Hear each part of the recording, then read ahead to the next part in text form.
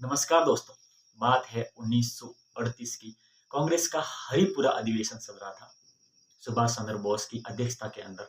और उस अधिवेशन में यह निर्णय लिया गया कि कांग्रेस जो है वो एक जनता की जो है वो सहायता करेगी, उनका साथ देगी और एक उत्तरदायी शासन की स्थापना का भी निर्णय लिया गया। और उस निर्णय के बाद में राजस्थान के अंदर बहुत सारे जो प्रजामंडल है उनकी स्थापना की गई।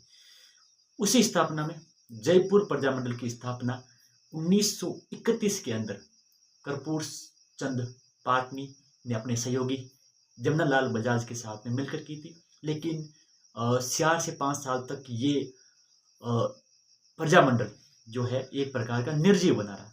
लेकिन 1937 के आसपास में इसका वापस जो है गठन किया गया, पुनर्गठन किया गया हीरालाल शास्त्री और जमनालाल बजाज के द्वारा। इनके अध्यक्ष जो है सिरंजी लाल मिश्र को बनाया गया, जबकि महामंत्री हीरालाल शास्त्री और संयुक्त मंत्री जो है वो कपूर चंद पाटनी को बनाया गया। इसके अलावा इनके कुछ सहयोगी भी थे, जिसमें बाबा हरिश्चंद्र थे, टीकाराम पालीवाल, हंस डी रॉय और लादूराम जोशी जैसे आदमी थे। और 8 से 9 मई 1938 को इसका पहला अधिवेशन होता है जमनालाल बजाज की अध्यक्षता के अंदर जयपुर के अंदर। और 30 मई 1938 को जो जयपुर राज्य है उसने गैर पंजीकृत संस्थाओं के सम्मेलन और सदस्य बनाने को गैर कानूनी घोषित कर दिया। और घोषित करने के बाद में जमनालाल बजाज की, जिन्होंने प्रथम अधिवेशन के अंदर उसकी अध्यक्षता की थी, उनको जयपुर प्रवेश पर रोक लगा दी। अब रोक लगाने के बाद में उन्होंने अपना जो प्रजातंत्र का जो मुख्यालय है उसको जयपुर से आगरा शिफ्ट कर दिया।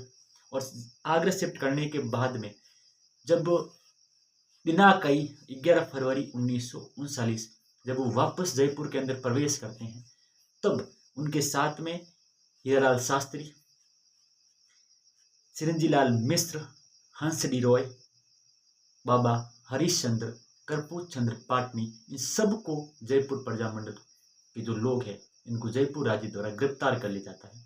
और गिरफ्तार होने के बाद में प्रजातंत्र के जितने भी सदस्य हैं वो मिलकर जो है इस सरकार की दमनकारी नीति के खिलाफ जो है प्रोटेस्ट करते हैं। और काफ़ी सारे जो महिलाएं हैं उन्होंने भी इस प्रोटेस्ट के अंदर मिलकर जो है सहयोग किया था, और वो उनकी गिरफ्तारी भी हुई और वो जेल भी गई। आखिरकार 2 अप्रैल 1940 को जयपुर प्रजामंडल की मान्यता मिल गई थी।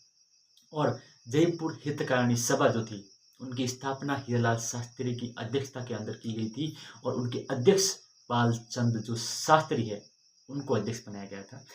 अभी इसी का प्रजामंडल का जो तीसरा अधिवेशन है वो नवंबर 1941 के अंदर हुआ था और इस सीकर के अंदर हुआ था। तो इस प्रजातंत्र के अंदर उसी समय जो है एक मतभेद हो गया था। और मतभेद होने के बाद में सिरंजीलाल मिश्र ने अलग होकर प्रजामंडल प्रगतिशील दल बनाया था। और उस दल के बाद में एक समय आया 1942 का, और ये समय था भारत छोड़ो आंदोलन का। जब भारत छोड़ो आंदोलन हो रहा था तो प्रजा जो मंडल है उसने जयपुर जो राज्य है उनके राजा से कहा कि हमें एक उत्तरदायी जो है शासन वो एक बनाना है, उत्तरदायी शासन जो है उसकी स्थापना करनी है। तो माहौल भी ऐसा था भारत छोड़ो आंदोलन का, और उस समय माहौल जो है वो ठीक रहे, इसीलिए जयपुर के प्रधानमंत्री मिर्जा इस्माइल और प्रजातंत्र के अध्यक्ष हीरालाल शास्त्री के बीच में एक जेंटलमैन समझौता होता है। और इस समझौते के तहत कुछ शर्तें रखी गई थी, जिसमें यह कहा गया था कि प्रजातंत्र शांतिपूर्वक जो है एक युद्ध विरोधी जो अभियान है वो चला सकता है। जयपुर राज्य के अंदर एक उत्तरदायी शासन की भी व्यवस्था होगी, और इस जयपुर राज्य द्वारा अंग्रेजों की सहायता नहीं की जाएगी द्वितीय विश्व युद्ध के अंदर।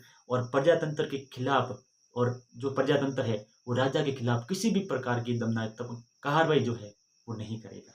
इसके बाद जो मिर्जा इस्माइल है उसकी कूटनीति के कारण, और कुछ ऐसे सदस्य हैं जिन्होंने मतलब भारत छोड़ो आंदोलन के अंदर योगदान देना चाहते थे, लेकिन प्रजातंत्र ने डिसाइड किया था कि हम भारत छोड़ो आंदोलन के अंदर योगदान नहीं देंगे। तो इसी कारण से जो है उनकी कूटनीति और इसके कारण बाबा हरिश्चंद्र जो है उन्होंने अलग होकर एक आज़ाद मोर्चा बनाया था 14 से 15 सितंबर 1942 को। और वो बनाने के बाद में उनके कुछ सहयोगी भी थे जो कि आज़ाद मोर्चे के अंदर थे, जिसमें हंस डी रॉय, दौलतमल भंडारी और रामकरण जोशी जैसे लोग थे। अब 1945 के अंदर जवाहरलाल नेहरू जब जयपुर आए थे तो उनके प्रयास से जो जितना भी प्रजामंडल जो अलग थलग हो रखा था उनका वापस विलय किया गया, और विलय करने के बाद में जयपुर में द्विसदनीय व्यवस्थापिका की स्थापना की गई। अब स्थापना हो गई थी तो 1946 के अंदर जयपुर के अंदर जो के एम मुंशी है उन्होंने एक उत्तरदायी शासन की घोषणा की, और घोषणा करने के बाद में आखिरकार 27 मार्च 1948 को एक हीरालाल शास्त्री के नेतृत्व में एक लोकप्रिय मंत्रिमंडल का गठन किया गया, जिसमें टीकाराम पालीवाल, देवी शंकर तिवारी और कुछ ऐसे लोग थे, जिसमें लोकप्रिय जो एक शासन था वहां पे आए। आखिरकार 30 मार्च 1949 को जयपुर जो राज्य था उसका वृत्त राजस्थान के अंदर विलय हो जाता है, उसके अंदर मिल जाता है। और इसी के साथ में ये जो जयपुर प्रजामंडल है इसकी ये पूरी कहानी है।